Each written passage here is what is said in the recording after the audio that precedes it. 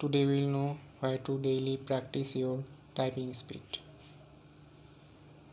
At first, I'll go to a site named 10fastfingers.com.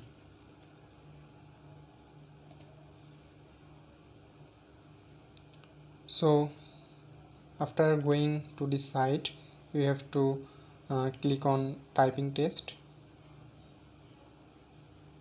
Then you can practice your typing speed, and when you start practicing, after 1 minute you will get the speed.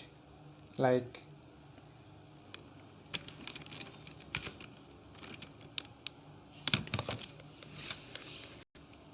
I'm going to type now.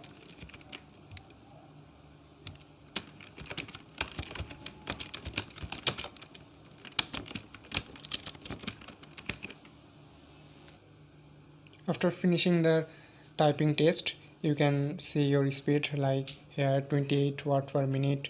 Then you can also see keystrokes, accuracy, correct words, wrong words. If you want to again